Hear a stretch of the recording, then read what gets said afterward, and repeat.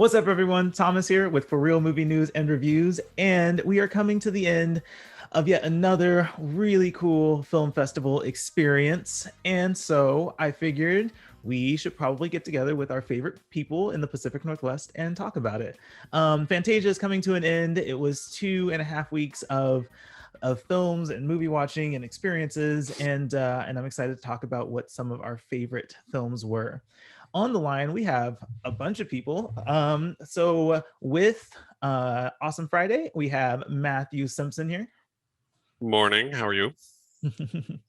With Drink in the Movies, we have Taylor Baker. Good morning, everybody.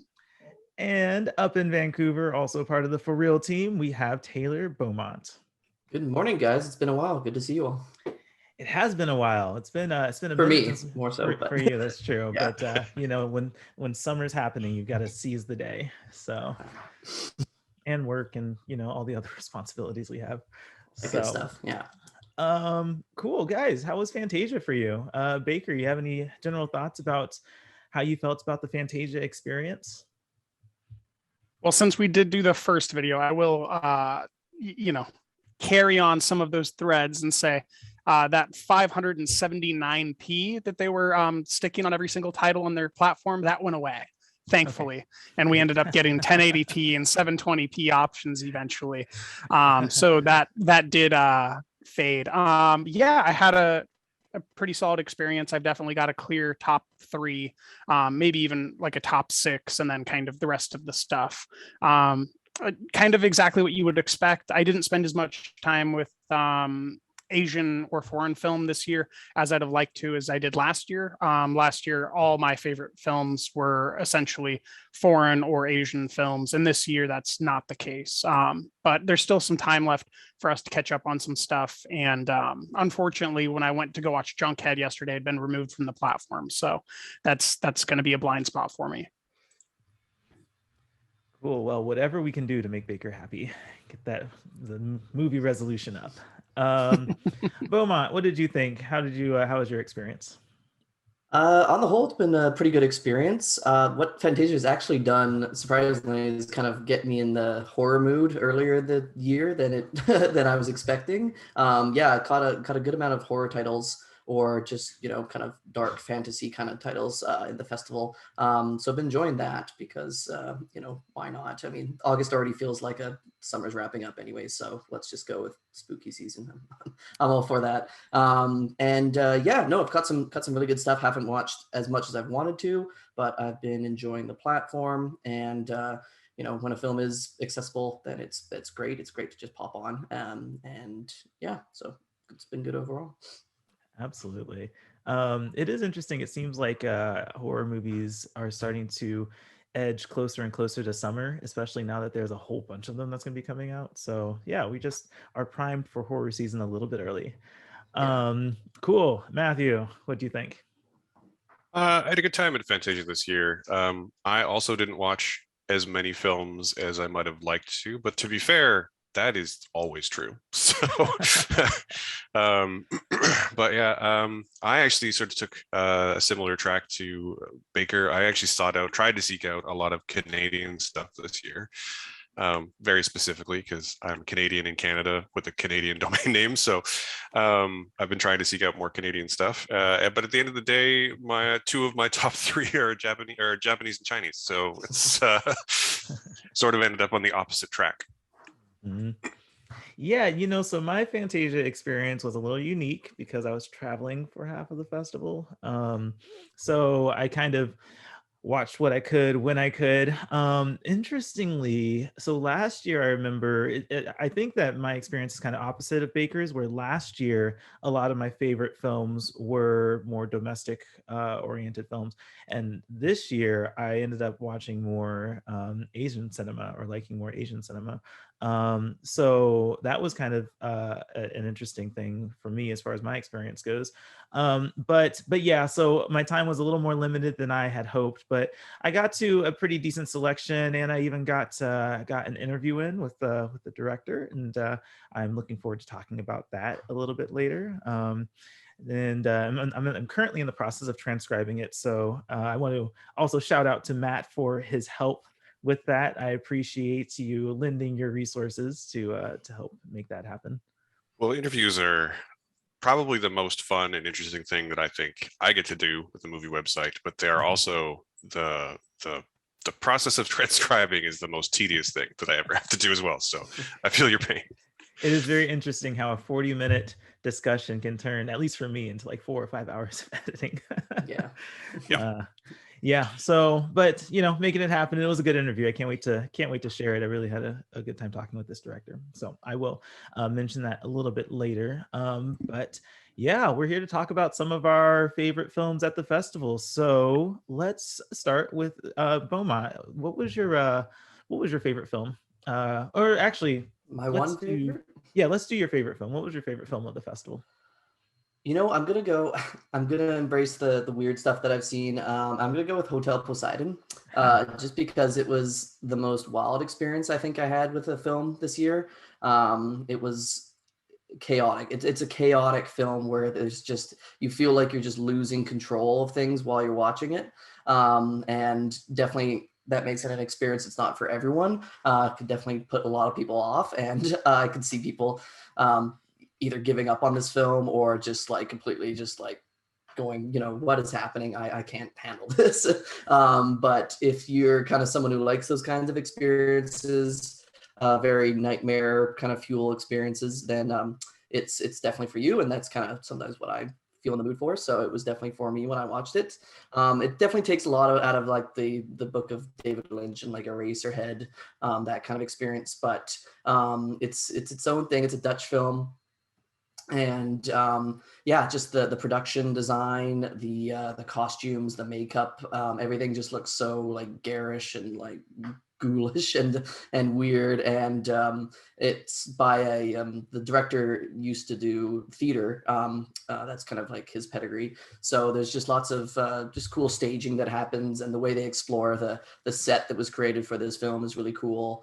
And yeah, it just kind of feels like a weird, chaotic experience where you're just losing control of things. And that's, I think, the point, because it's supposed to be kind of basically the main character's kind of nightmare that I think we're trapped in. And yeah, I thought that was really unique.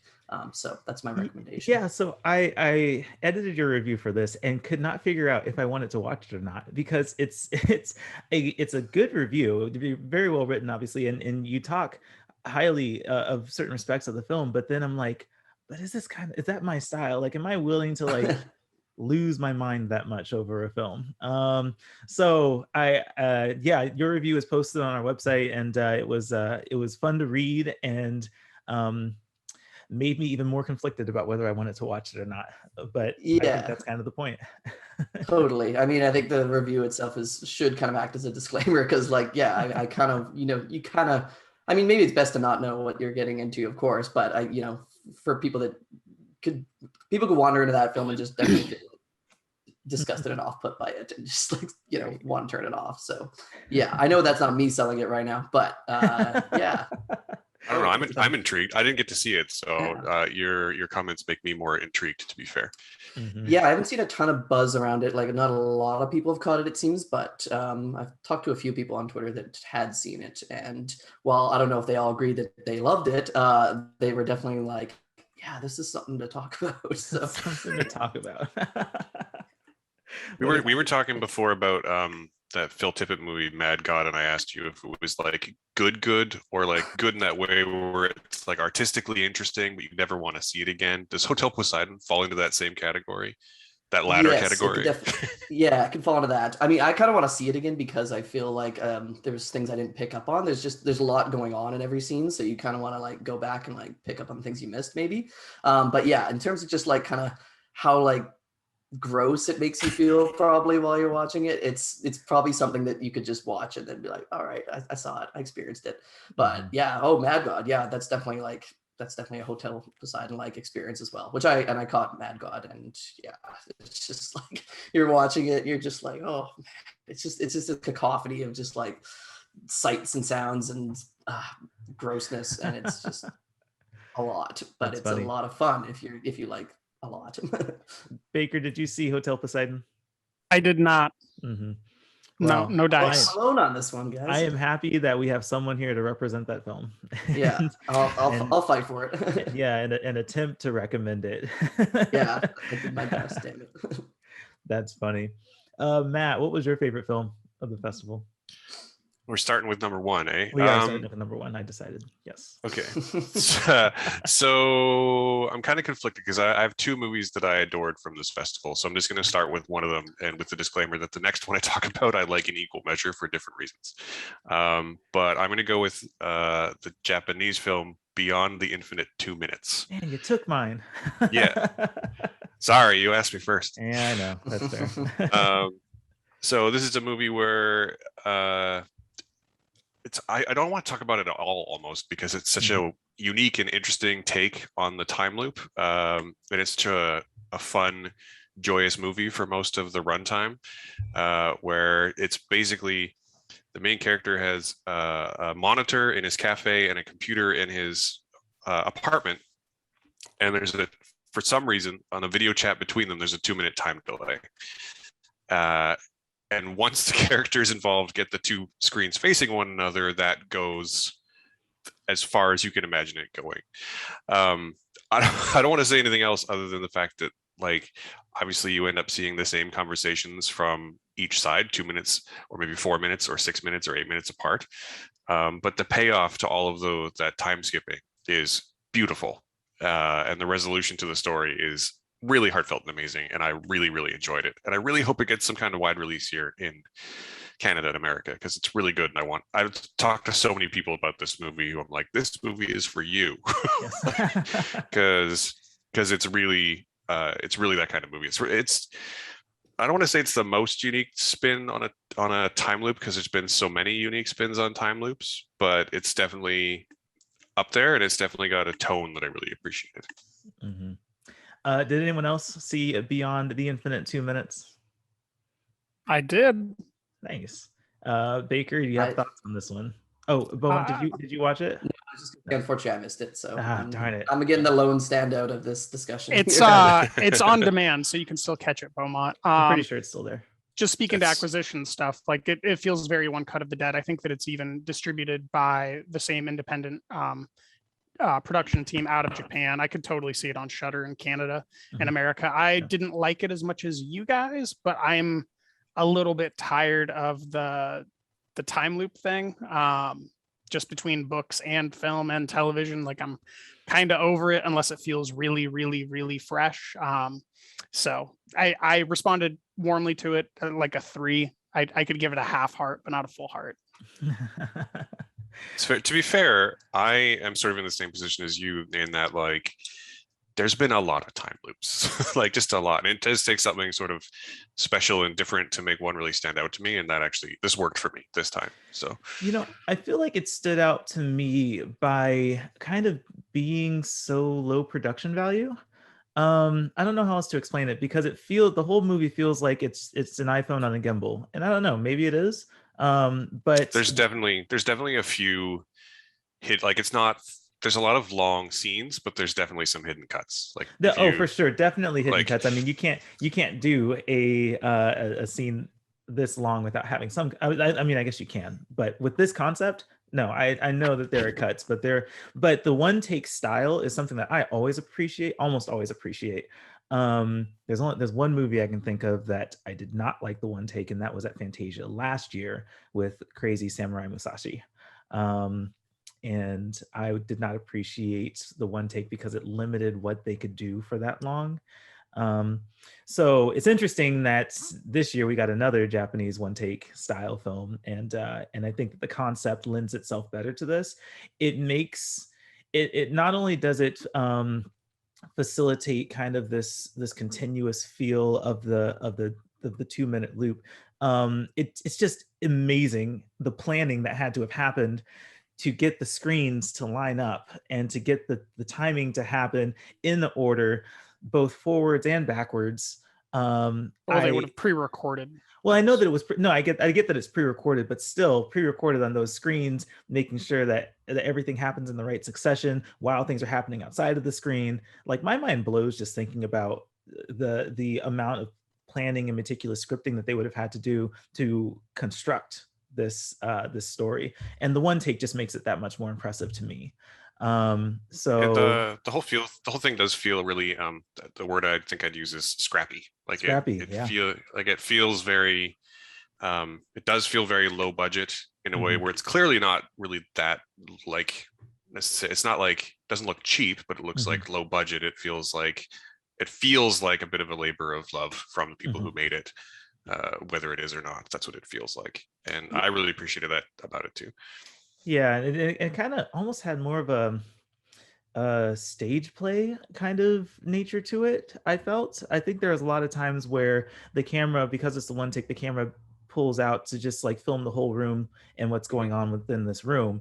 And yeah, that kind of felt like, oh, well, now this is kind of feeling more like a play because it all takes place in such a limited setting. So, but yeah, I think that's a good one, Matt, for you to have within your top favorite films. And Baker, I wish you had enjoyed it more. I don't go for the one take catnip quite as passionately as you guys do. It's the sign of a interesting filmmaker who figured out a way to get a film made, and I'm interested to see, you know, how they continue to develop. But you know, that's it almost seems like that's kind of like a current cultural like thing that you can do, is figure out a one take idea, do the scrappy thing, get one specific location, make sure there's a stairwell so that you can use it to transition to public hallways, and you kind of can make a movie. I admire the moxie of everybody involved. It's just, if we're talking about art, like, you know, that's not my bag. Fair enough. Beaumont, I hope you get a chance to check it out. Yeah, I'll put it on my list. It's 70 minutes, so you can do it. Yeah. Yes. Yeah, and it's still on the platform up here in Canada too. I checked yesterday. Yep. Nice. It should be on demand until the end of the festival. Beauty. Baker, what was your favorite film of the festival? My favorite film of the festival, I've been railing on you guys to watch since the beginning of the festival. It is Satoshi Kon, The Illusionist, from Pascal Alex Vincent. It's a like 80-minute documentary on the famed anime director Satoshi Kon, who is probably most notable for Perfect Blue. It's strategically broken up into the beginning, middle, and end of his career, how he came up. It's framed against interviews with people who worked with him intimately. It features like emotional breakdowns of those people. You get like a real sense of the master, and you know, he was an asshole, but he was an asshole who worked as hard as like the people that he was asking to work hard.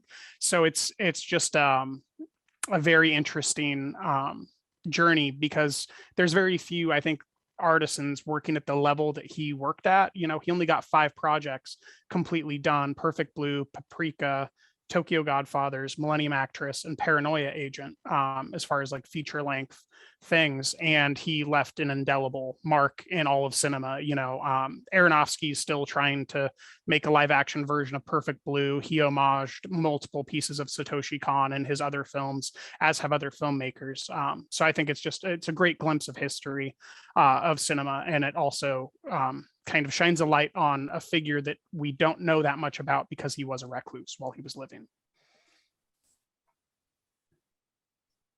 Nice. Did anyone else get around to it? Taylor's been, or Baker's been telling us to watch it. Nobody? Yeah. Sorry, man. I let him down. I need to work on my bullying. Yeah, Well, to be fair, in Canada, I don't think it's not on the press and industry platform. So I looked for it, and then I asked for a screener, and never. It was on and left before the festival ever started. Yeah. Oh, okay. Well. But there's talk to Antoine. Yeah. Yeah, I remember I logged in and it was like unavailable or like expired. I was like, you started here. But I do want to watch it. Yeah, I really admire Satoshi Kon. I know that Thomas didn't watch it, and I think we already know what Thomas's favorite movie is. So Thomas, why don't you tell us your second favorite movie? So yes, Beyond the Infinite, 2 minutes was my favorite, but there is a close second. And Get over this, it. I know. Next time I'm gonna go first so that Yeah. nobody can take my first Yeah, one. it's your show. I know, I guess that's true. My second favorite, and it's a close second favorite, it was Dreams on Fire. I did have a chance to talk with director Phil McKee. I think is how you pronounce his last name. And I was very engrossed in this movie because it is such an interesting take on this character Yume, who wants to make a career out of being a dancer, like a professional dancer. And so she runs away from home and tries to get into the underground Japanese dance scene, and is trying to work her way up, but runs into a bunch of roadblocks and setbacks and difficulties that she has to kind of overcome and try to progress her career. But it's there's so much character to this movie, and in doing research on Phil and what he's done with his filmmaking, he is very invested in this like authentic experience of Japanese culture. And my interview with him goes really into what he's done to facilitate that authenticity. But the how he uses like tone and color and dance. Oh man, the dancing in this is so top notch. I love it. Phil made it very clear that he wanted to cast dancers in this movie rather than actors who then had to dance. And I think that was a very smart choice for this, because that talent and all the artistic talent that he gathers for this film is very top notch. And so yeah, I enjoyed it, and I was happy that I was able to have that conversation with Phil, and I'm excited to publish that and have people read about all the effort that he put into making this film, what it is. And it's an interesting story and an interesting experience, and I very much appreciated it. So anyone else watch Dreams on Fire? Yes. Yeah, Yes. that was one of the ones I caught. I don't know if it made my top three, but I definitely really enjoyed it. I thought it was, yeah, just super colorful and vibrant and just full of life. Yeah, the dancing is fantastic. I don't know if I told you guys, but back in the day when I was in high school, I used to do the hip hop dancing and break dancing. And so just watching these scenes and like when she goes to the battle at the very beginning, and just some of the other scenes with the choreo and that they're working out and the auditions and stuff like that, it really kind of took me back to that whole period of my life and that world of dance. And yeah, just how frenzied it can get, but how thoroughly rewarding it can get as well, and just how much artistry and just how much passion you see in all the other dancers around you. It was really really cool to see. And the great thing about the movie is it's straightforward in a way. Like it's about a girl that just wants to make a career out of dancing and just wants to pursue her dream, but the setback she faces, like she obviously has to overcome a lot of hurdles along the way. It's not easy to just walk into a audition and just kill it every time and get the gig. So she kind of fails a lot, but from each kind of failure, from each roadblock that she faces, she gets something out of it as well, whether it's like a connection, like a friend that she makes, or whether she just gets a piece of advice that she's able to apply. It's all kind of like about like telling you like you're gonna fail a lot, you're gonna come into a lot of roadblocks, but you'll gain something from those experiences almost every time, and you can build off those to kind of become better in your career and in your skills set and everything. So yeah, I thought it was a lot of fun. I thought it was really well done, and it's a really cool just kind of tour through these Japanese like subcultures that maybe you kind of know about if to a certain extent, but you maybe haven't immersed yourself yet unless you've actually gone to Japan. And Japan's somewhere I really want to go one day. And so just getting this like kind of tour through all the clubs and the bars, and they go that like Irish the pub in Japan at one point, and you can tell these are like real places. Like it's kind of like cinema verite in a sense, which is kind of following her as she goes to these actual places around Japan. And yeah, that was really cool to see. Yeah, for sure. It's funny. I read your review and you mentioned that you did the dance thing, and I'm like, dang it, Roman, I should have had you in on that interview. I'm sure Phil would have loved to talk with you because he did breakdancing. Oh, And nice. yeah, actually in the interview he mentioned that he did tango and breakdancing, and he would periodically mix the Tango. two. So Wow. Hmm. That's yeah, cool. that was kind of interesting tidbit. Matt or Baker, did you guys get a chance to watch this one? No, but as a I climax lover, I'm interested. Yeah, no, it's Yeah, yeah. I didn't get to see it, but true story, I actually was planning to watch it right after we finished recording this. wow. All right. Well, there's So there's the I believe it's reinforcement. a Canadian Japanese production, like it's a co-production. So as a person again trying to seek out more Canadian material, it's been on my list the whole time, and I just only going to get around to it today. Yeah, Phil is from Canada, but lives and films most of his stuff in Japan. So Yeah. yeah, it's a good. Yeah, from Montreal, I believe. And then I think so. Yeah. Yep. Yeah. So cool. That was my favorite. Let's go round two. I can't remember who I started with. Let's see. Baker, Start what with was your? me. Oh, okay. Well, I'll go to Baker. Baker, what was your second favorite That's fine. movie of the festival? My second favorite movie of the festival is The Night House, starring Rebecca Hall, from sophomore feature filmmaker David Bruckner, who rose to prominence through VHS and Southbound, those anthology horror films. It's a thriller. It's a little bit of a horror movie. It's got a very weak finale, but everything before that is incredibly strong, tonal, masterful filmmaking that fills you with dread and gives you some of the most effective non-cheesy jump scares that I've had in years. I think this is probably the best horror film since The Empty Man or The Invisible Man, depending on your preferences, but it's in the same vein. That's interesting because The Invisible Man, I'm so mixed about that because I think marketing ruined that movie for me. Marketing ruined the movie. How? Yeah. How does that work? Explain yourself. Well, The Invisible Man, this is the one about the Elizabeth Moss. Yeah. No, marketing ruined because so much of the what made that movie fun was in the trailer. And I remember all of the key scenes thinking, oh, well, I know where this is, like up in the attic. Yeah. I remember thinking, oh, well, I know that she's going to dump the paint on him because that was in the trailer. Yeah. I think that the dining scenes are probably the actual crucial scenes of that film. Those are the crucial scenes, and those are the scenes that really changed the tone of that movie for me. But up until then, I was like, this feels like I watched this already because I can tell you that if you saw the trailer for The Night House, it didn't ruin it. Okay, it cool. does not give it away. Great. Yeah. I'm Okay. going to just disagree with you about The Invisible Man just for a second, because while I totally get that, like, you saw that scene with the paint in the attic in the trailer. That disagree with Thomas. Okay. Yeah. That comes after a really good, like, Invisible Man fights. Like it's just one snippet of a much larger sequence that was really good. Yeah, the kitchen fight sequence was amazing. I would have so to, good. Yeah, I would have to go back and watch, because there were multiple times in the movie where I was like, no, that was in the trailer. I knew that was going to happen. But you guys are right. There were parts, because there was the dining scene that was that really, like, everyone in the theater jumped. That was there's two of them. There's the first one, and then there's the finale. That's right. That's right. So the first one.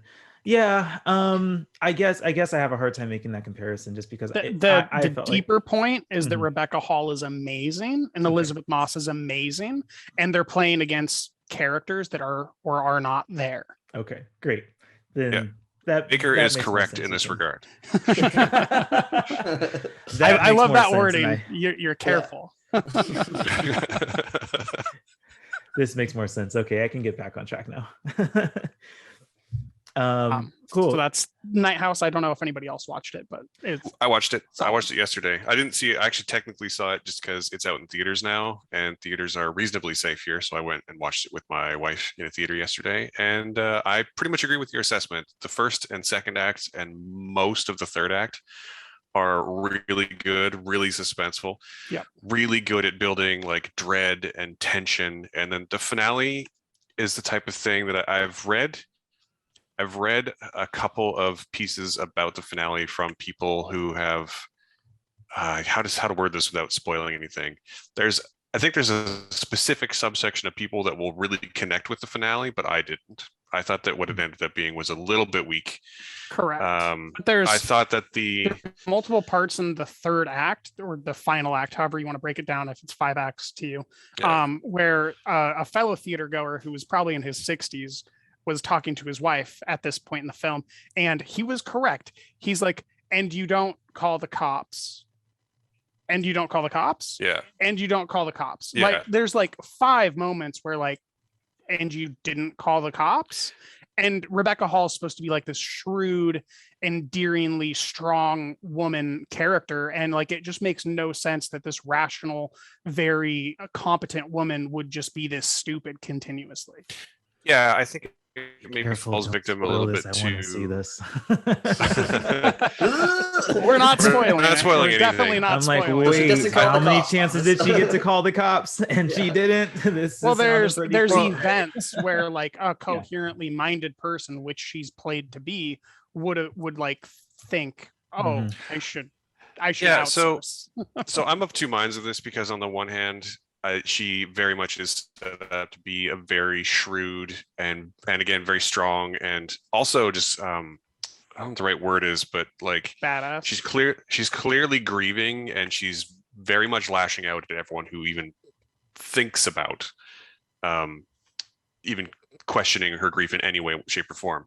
But also she's drunk the whole time. So I mean, Now I can get on board with the movie. I have permission to drink with the characters. Great, I can do it. Yeah, there you go. If you drank when she drinks, you will be wasted. yeah. And that's the thing. I think Challenge accepted. I think that the movie does a really, really good job of, and to be fair, to be clear, as a viewer, I never at any point believed that what was happening on screen wasn't happening, but I think it does a really good job of throwing doubt on what's happening, of making it clear that the every other character in the movie is like, well, you've been drinking. Like, and again, like I don't really like the resolution of the story. But like I said before, there's going to be a certain subsection of people out there who are going to connect with it really, really hard, I think. And also to be fair, that there's a lot of visuals towards the end with the resolution of what's going on. And again, it's hard to say this without spoiling anything, but some of the visuals I think are really unique and interesting in a way where it's like I hadn't quite seen the way they've done it before, and I really enjoyed it. Yeah, there's a separate conversation that has spoilers that we'd have to talk about, because there's a claim of that there is nothing, and then there's a claim asserted by the film that there is something. Yeah. And the fact that those never actually go together kind of destroys that finale for me. But that if we actually had an in-depth discussion about that would spoil the film. I would be on the same page. I am going to propose that we have a podcast episode on this. I am putting the invite out. I will go see this movie, and we can have a podcast episode on ForReel crew and cameos, and discuss this one, because this is sounding interesting, and I want to know more, but I can't have it spoiled yet. Sure. Beaumont, let's get on it. And everyone bring drinks for that recording as well. Yes. Why do we have to bring drinks? We'll just go to Thomas. Look at his background. Yeah. I have all the alcohol. I promise I do not have a problem. Okay. In fact, my nicest bottles of alcohol that I have in my home, Thomas either gave me or left here. Well, they're yours now. As soon as he leaves them, they're yours. I haven't been down in a minute to drink the rest of it, so I'm surprised that they're still there, and appreciate that. Well, I mean, one day the border will be open, and we can all hang out, and I can watch you all drink. It'll be great. Yes. That would be fun. Matt, what was your second favorite movie of Fantasia? My second favorite movie of the whole festival is, and this movie's in the theaters in both the United States and Canada now, and I strongly encourage anyone who likes 90s style action movies to go see it. It is the new Donnie Yen film, Raging Fire, which is a perfect 90s like cop thriller action throwback, and I adored every single second of it. Like it I don't know if anyone else got to see it, but I if you like Donnie Yen, if you like martial arts, but it mostly if you like the style of action movies that happened between like 1990s 2 and 8, like over the top plotting, like if you enjoyed movies like any of the like John Woo American productions, or anything where there's like a cop and his protege who are now at odds, then this movie is going to be for you, basically. So this is like Gemini Man, right? Yeah, not quite. The setup is that so Donnie Yen plays a cop, shockingly, in Hong Kong, and he's the like strict by the books, like we need to do everything correctly in order for us to be morally righteous, and he's very morally righteous.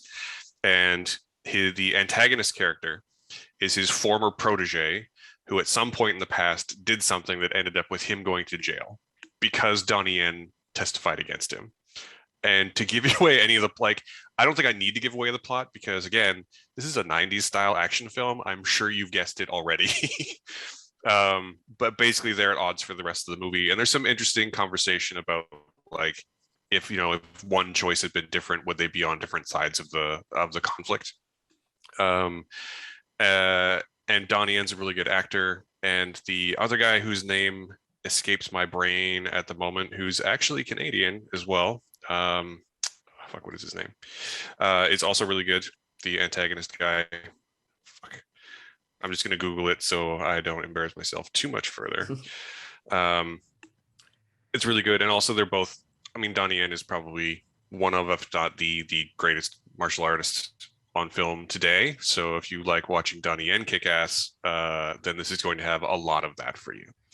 Yeah, I believe this is also the director Benny Chan's last film. I think he died a year ago. He died right after. I was just coming to that. He died like directly after it finished production. Like, okay, like it finished, and then he died very, very, very soon after. Nicholas Tsay, that's his name, is a Canadian-born Hong Kong actor, singer, songwriter, entrepreneur, and chef.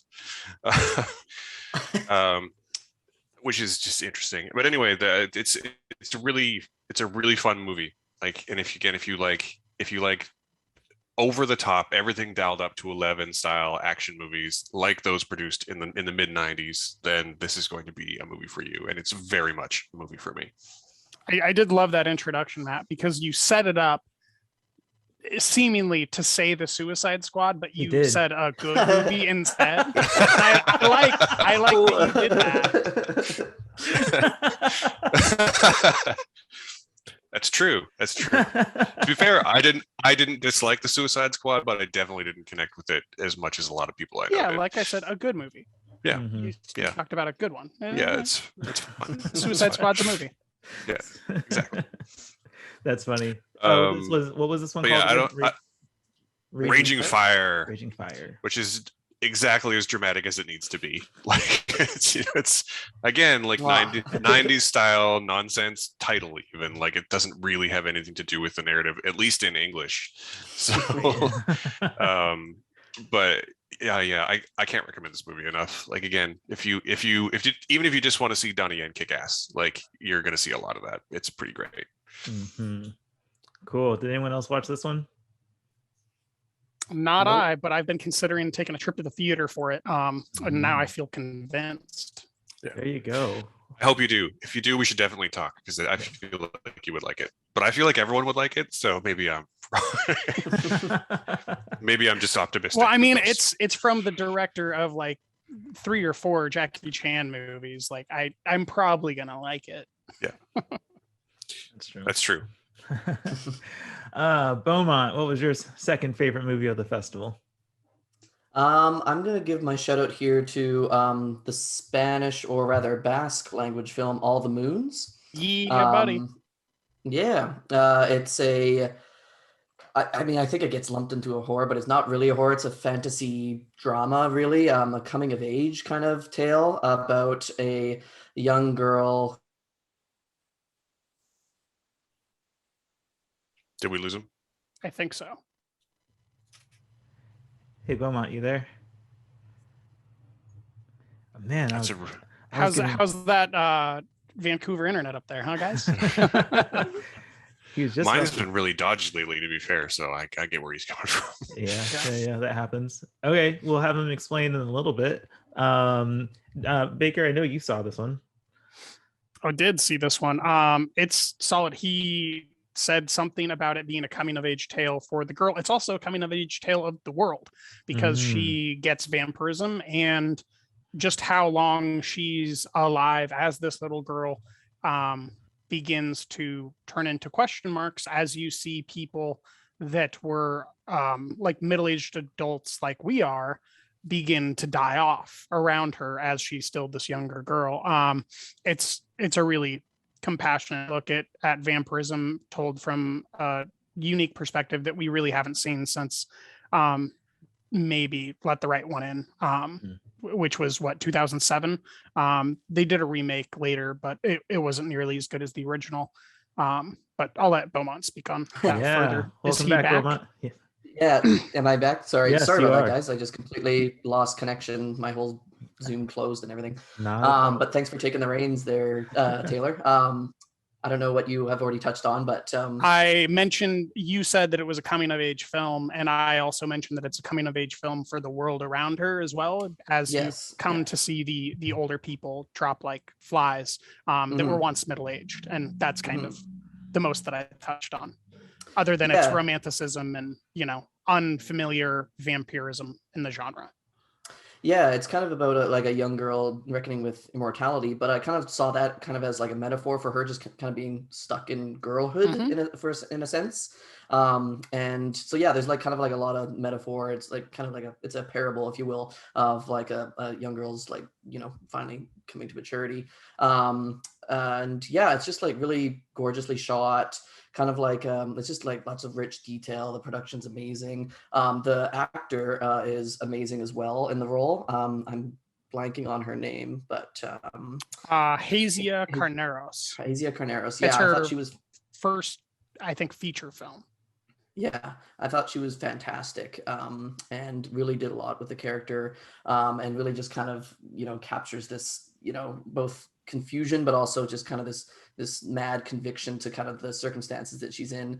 And yeah, like kind of has this animosity built up inside her as well, but also just, she's still at the end of the day, like a scared little girl that just doesn't know what's going on in the world around her, and seeing the world around her in a very unique perspective, because it's you know, years and years and years are dripping off the calendar, and she's still just a little girl. So yeah, I just thought it was fantastic. It's kind of more slow moving, but it does a lot with its premise, and I was pretty gripped the whole way through. So yeah, check it out, guys. Yeah, Great Matt, production design too. Total period piece. Yeah, absolutely. Yeah, Matt, did you see this one?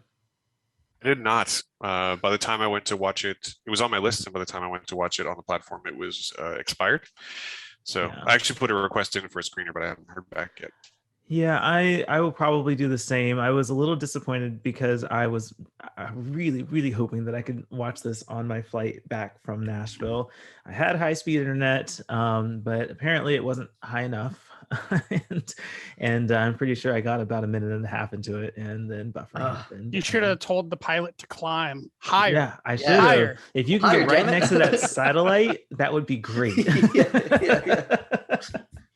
Yeah, so I unfortunately missed it, but I might put in a request for a screener because it sounds like you guys are recommending this one really highly, and yeah, I wouldn't mind checking it out. And it's only 80 minutes. Yeah. Oh, that's it. A lean watch. Yeah. Dang, the plane couldn't handle an 80-minute movie. I'm so mad. You should have turned it down to 240p. I tried turning it down. I did, but the plane was just like, oh, you wanna be productive? Yeah, fuck that. Feedback for Fantasia. Allow us to download titles ahead of Yes, if I could just like, if you can do the Vimeo thing and just like be able to make offline, that would be perfect. I know there's probably rights issues, but that would have been really well nice. If you can figure out how to make your on-demand platform let you download a title and then still honor the expiration date and make it unaccessible, that would be the golden ticket, I think. Yeah, that's true. I'm actually kind of surprised that Shift 72 and Cinescent and all of them don't do that, to be totally honest. It's It's, I think I'm sure it has to do with like rights issues and, overwhelming fear of piracy, but yeah, it's but still annoying. I mean, YouTube does offline viewing. I mean, I haven't like Yeah. tampered with like the expiration or And I anything like mean, that, you but could still screen grab the same way when you're watching a live thing. As far as piracy is mhm, concerned, there would still be right. the watermark embedded. And Hmm. honestly, if it's a downloaded title instead of a stream title, you would actually have more defensive parameters of what you can embed within the piece of data. So Yes. Yeah. Film festival It's streaming platforms, hear this video, solve our problems. Thomas lives a very luxuriant life. He needs to watch these films while he's in a plane. Yeah. I don't want to play this. Cater to my needs. That's funny. Cool. Well, I will try to watch that before the end of the festival. I guess my next one that I will talk about is Thomas, what is your number 2? Thank you, Baker. You're too kind. My number 2 is Alien on Stage.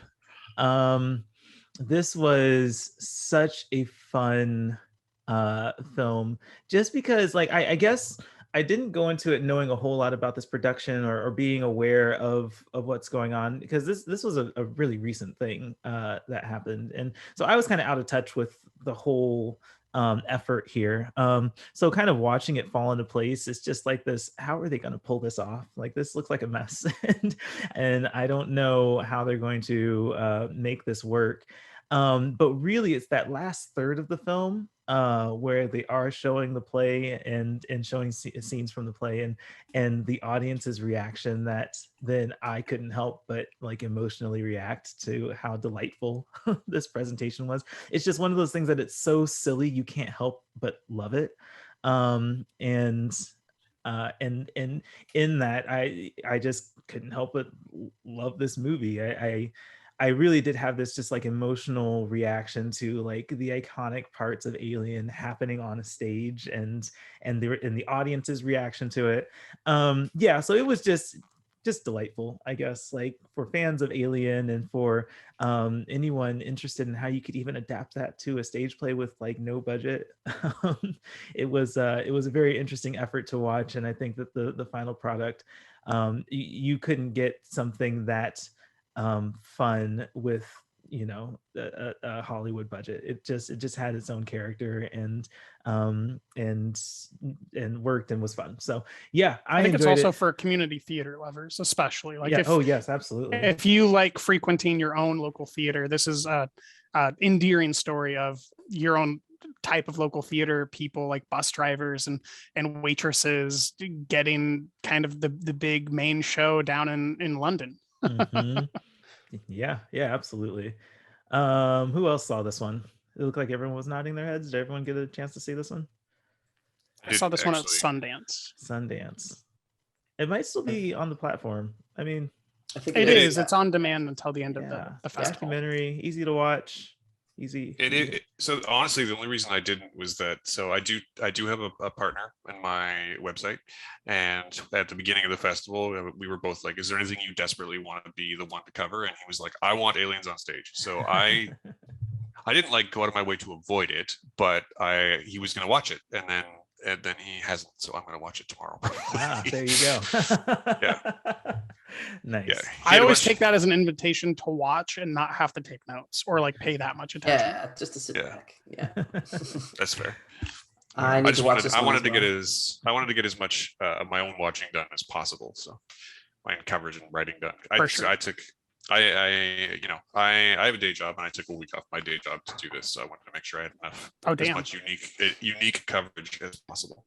Mhm. Nice. Yeah. All that wonderful time off that you guys get in Canada. That's great. What are you talking about? I'm not getting any time off. To be fair, it turns out when you work for the same place for a really long time, you start accruing a lot of vacation time. See, I haven't done that Yes. yet. Yes. Okay. Yeah. But I feel like you guys have 3-day weekends a lot more often than we do. Once a month. Really? Basically once a month, yeah. That's nice. Yeah. Except for June. Yeah. Okay. Yeah. Cool. And we just got a new holiday announced in September. For what? I forget what they're calling it, but it's a new stat holiday. Anyways, Nice. we're Very racking them cool. up. Yeah. Yeah. Cool. And Beaumont, you said you haven't seen Alien on stage yet. No, but yeah, like it's been at so many of the festivals that Mm-hmm. I've attended this year. It's and I keep saying like, oh yeah, I should watch that. I should watch that, and I just keep putting it off and putting it off. But I think I'm gonna do it in the next couple days. I'm gonna just finally sit down and just, even if like Baker said, just put it on the background. I think that's what I need to do because it sounds like a lot of fun. It's short. It's English language, and honestly, you're not gonna miss like craftsmanship if you like don't look up for 3 minutes. Like it's like listening to an audio play. Like it's more about their experience and like their earnestness and their collaboration in life than it is what's captured on camera. Right. Except for when they're going over the suit and the suit making. That's when like you should watch because it's amazing. Really DIY next level. Yeah. Nice. Wonderful. All right. Last round 3. Matt, third favorite movie. So I had an interesting Fantasia experience in that I really loved those 2 movies, but I liked a lot of other ones. So I've been kind of struggling since we started recording actually with what I'm going to go with as my number 3. But I think I'm going to go with The Righteous, which is the feature directorial and writing debut of Canadian actor Mark O'Brien, who you probably remember from this Samara Weaving movie, the name of which has left my brain as I say this out loud, Ready or Not, and also the great television show Halt and Catch Fire. And it is the best word for it is probably sumptuously shot thriller set in Newfoundland, centering on a former priest played by Henry Czerny, who is a Canadian national treasure, an underrated one at that. And Mimi Kuzik, I believe is how you pronounce her name, as an older couple who are grieving the loss of their daughter. And in this process, early in the film, a young stranger played by Mark O'Brien himself shows up and disrupts their lives. I have a predisposition towards liking films that feel like plays. And this is very much one of those. The best scenes in the movie are pretty much just Henry Czerny and Mark O'Brien sitting across the table and talking. And it's really well performed. It's shot in a really high contrast black and white, so every frame looks amazing. Every shadow has a depth to it that I think it wouldn't if it was in color. And I don't know that it's 100% successful, but it is a hell of a debut. And so I'm very happy to recommend it. Nice. Did anyone else see it? Am I the only one? I sure did. Yeah. And I agree with almost everything you said. I think that there's certain scenes that are like some of the best cinematography at the festival. And then there's a tier break, like you were talking about in the list. Like this is definitely in a different tier than what I've already talked about. Yeah. But like this is my number 3 in the order that I have. And there's a tier break, but like some of the moments, like the nighttime cinematography or the way that he'll get like a certain like dreadful tone in the piece. Yeah.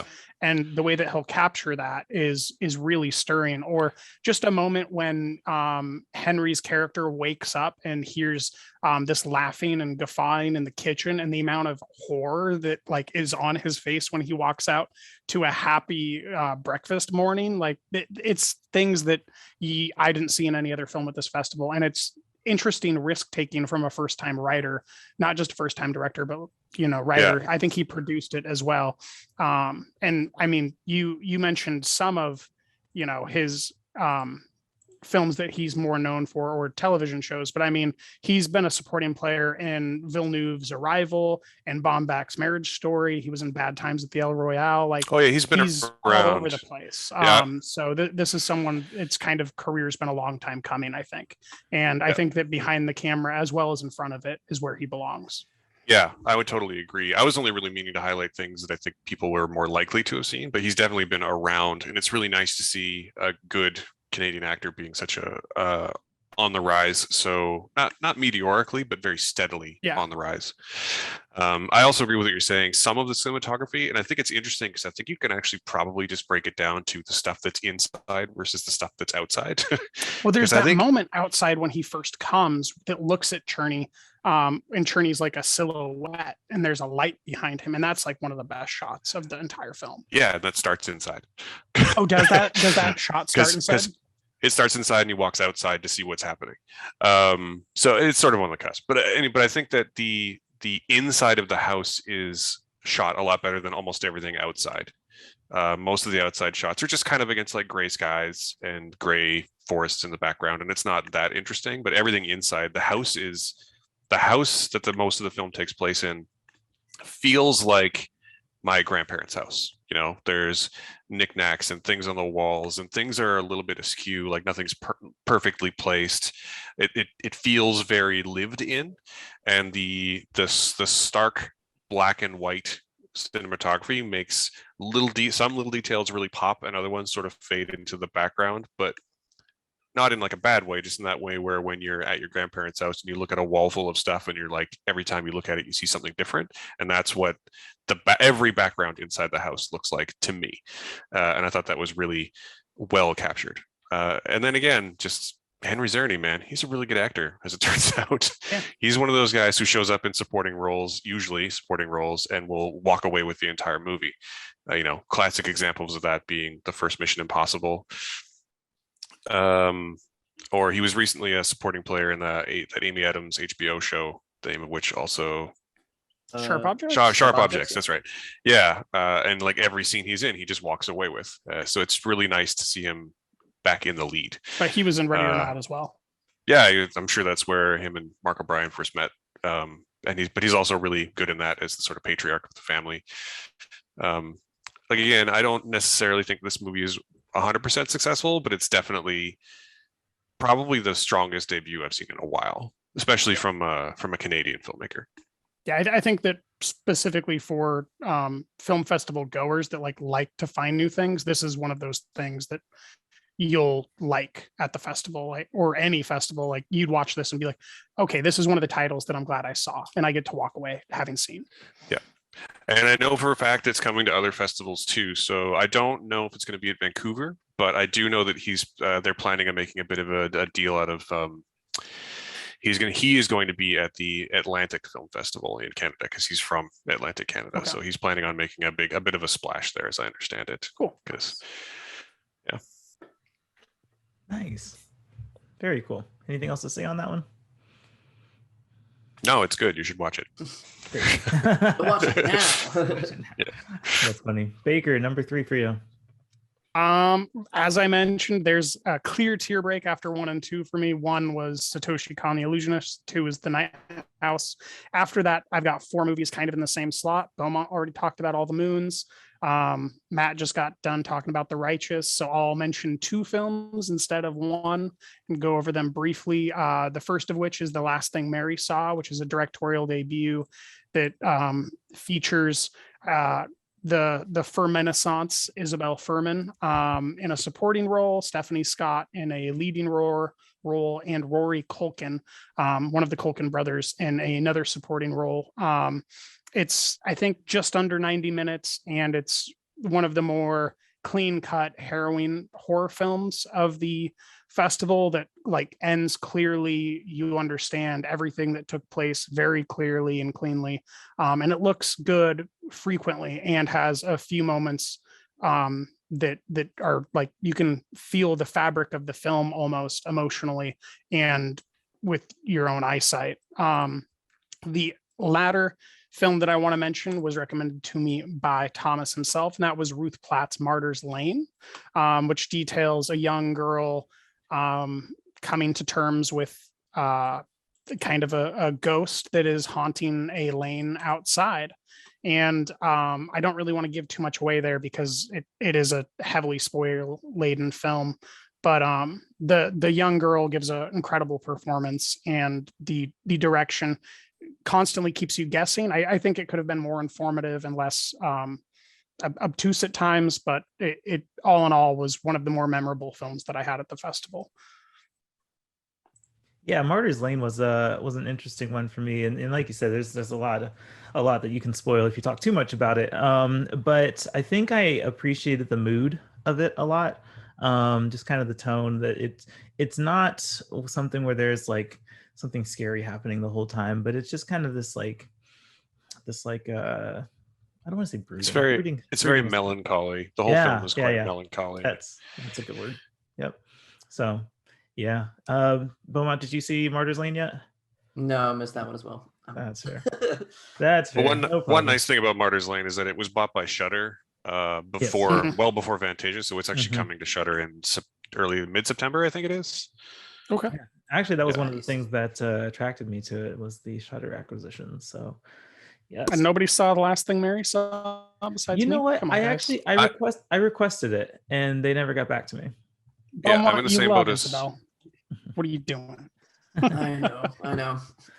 I requested a screener for it as well, based on my documented love of Isabel Furman's performance in The Novice earlier this year. Nice. But I also haven't heard back about it. So Yeah. Darn. I guess I should follow up with that. That probably would be prudent.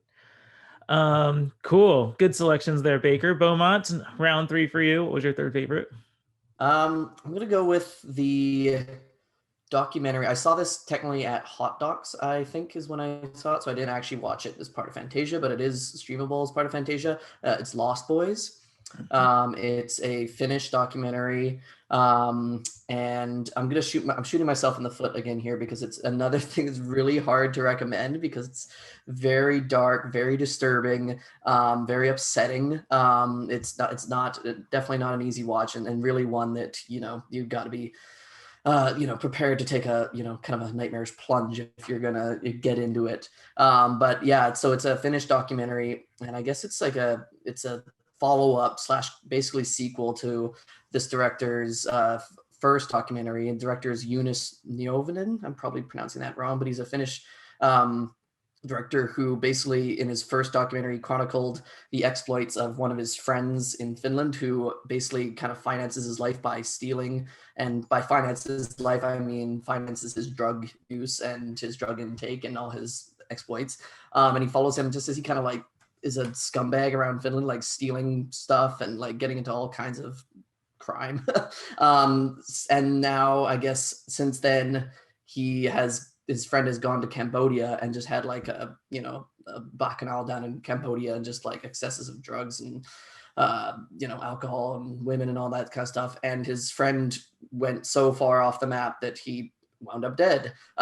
So this film is the director going to Cambodia and kind of trying to piece together what exactly happened because his friend like basically just went completely AWOL off the map, down the rabbit hole, if you will. And so this film is the director going back to Cambodia, cities like Phnom Penh and so forth, and basically trying to kind of unwrap what happened basically. But it's very dark, it's very gritty. A lot of it is just filmed at night because in order to kind of get information on his friend who was mostly going out at night and going out to all these unseedy these seedy places, he goes out at night as well. So just it gives Cambodia this very weird, like otherworldly, very like kind of creepy feel throughout the whole film.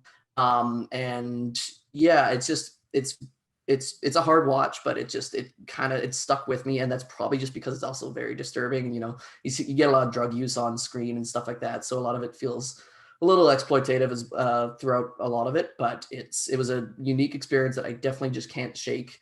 And yeah, if you want to go there, then this film is there. I described it as like this film feels like it would exist on an unmarked VHS tape in the basement that you shouldn't stumble upon, but if you do, it's like, oh man, what is this? So that's my best way of describing it. But Sounds like a lovely holiday in Cambodia. Yeah, exactly. I am going to build a section on our website and title it "Disturbing Shit" that Beaumont recommends. Yeah. I'll watch it so you don't have to. Yeah, exactly. That's funny. Did anyone else catch Lost Boys? No, I haven't. Yeah, I just added it to the watch list though. Yeah, I'm pretty sure it was on the platform for a little bit, but I don't think it's there right now. But yeah, in Canada it definitely is. I think it's still there. At least last time I checked. Ooh, I could be wrong. Anyways, that's possible. But again, it's do you hear that, Beaumont? It's me knocking on your door so I can watch it. Yes. Come on in. That's funny. Okay, my very last one.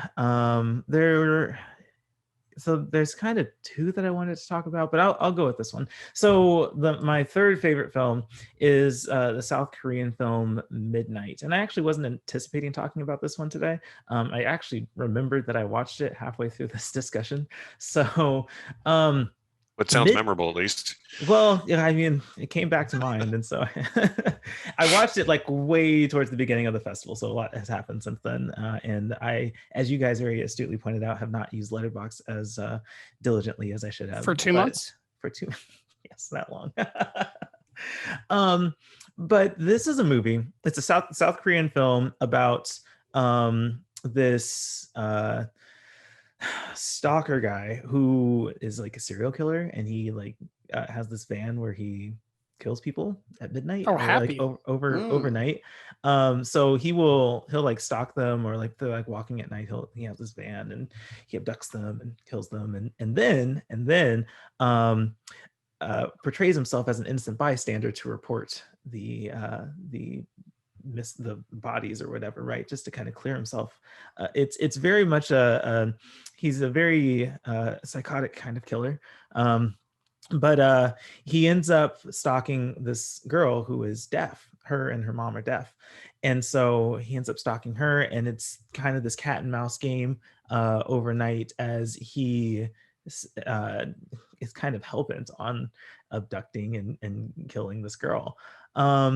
And he takes on a bunch of different personalities, and kind of hides in plain sight, and claims to be this girl's sibling, just to like, because she can't talk and can't express herself, so then she looks crazy. It's very, I think what I appreciated was less of the like violent murderous parts of the film, which is most of like the first half of it, and more of the psychological thriller component towards the latter half of the film, because there is a lot of like mind games that he plays with characters, and the task for this girl who's deaf, and or not, I'm sorry, do I keep saying deaf? I meant mute. Mhm. She's mute. Okay. So she's deaf and mute, so she can't really talk all that well, and she can't hear anything. That's what I'm getting at. But anyway, she has to uh, work with this work, like play his game against him, or figure out how to like not look crazy while getting this guy, having someone like arrest this guy.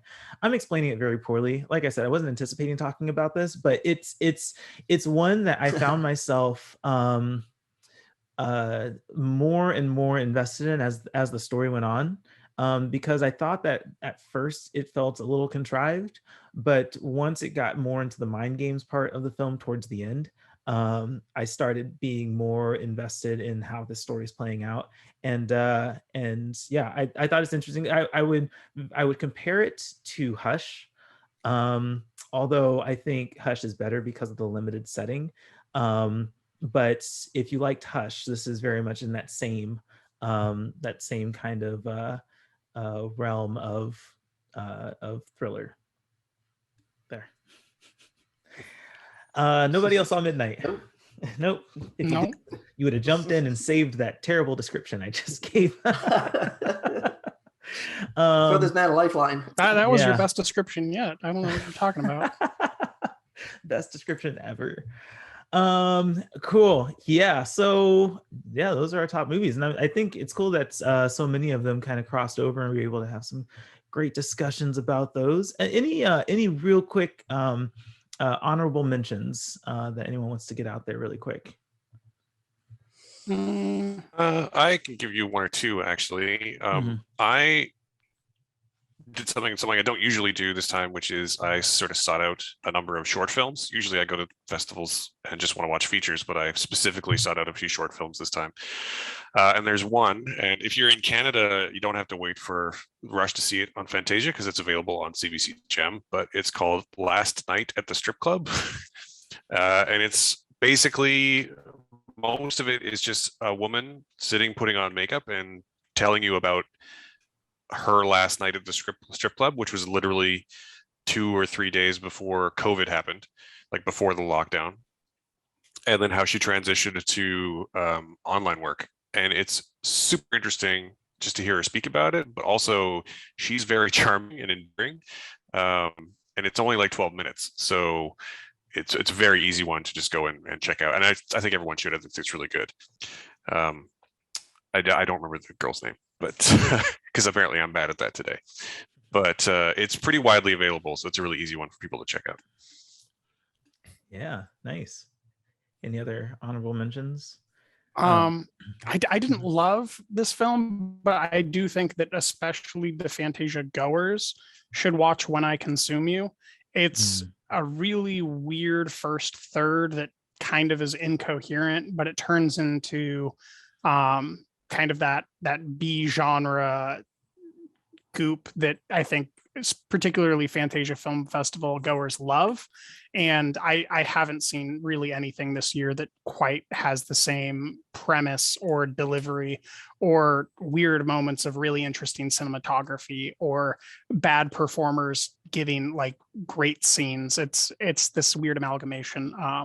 And I think that people would respond to it if they see it, particularly people that already like this genre festival to begin with. Nice. Yeah, I guess because I tried watching that one, I got about 5 or 10 minutes in and decided to do something else, which probably speaks to that whole first third being a little incoherent. I mean, the first 20 minutes has nothing to do with the movie. Well, you should have told me that before I started watching the first 10. I would have skipped it. Well, I don't think you asked.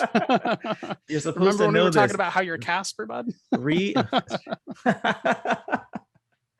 Yeah. Okay, well, it's good that it picked up. I think it's off the platform now, but I will say I did give it a try, and I appreciate that that I had good reason to give up on that first part. Yeah, the adoption has nothing to do with the movie. If you made it to the adoption sequence, right? Nothing to do with it. Okay. Cool. The one that I wanted to shout out is Stanleyville. This was one that I didn't love, but have to remark on because I think it hits this theme that at the end that's just like, wow, that was a very roundabout way to say what I think a lot of times about humanity. It was just one that I had a hard time like connecting with at first, but once it's kind of silly in the sense that it doesn't feel real at all. It actually kind of takes it takes kind of a spammy approach to setting up the premise, but ultimately, like, I got to the end and I was like, okay, I get it. That was weird, but I get it. So I appreciated the unique style of it, and I appreciated how offbeat it was, but still coming to a very concise conclusion by the end.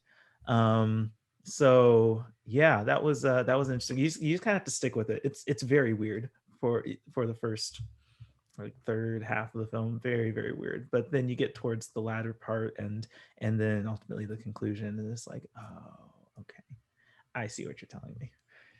So anyway, yeah, so cool. Any last comments before we wrap up? Because we are way over time. I think it'd be interesting. I think it'd be interesting to have another talk at some point, because I know there's a couple of films that Baker and I ended up on pretty much exactly the opposite sides of, and I always appreciate those conversations. Right? Yes. Not a fight, just a spirited discussion about the merits of South African desire, I guess. Well, since Glasshouse didn't pop up on your list, I'm going to say that we're not that far off.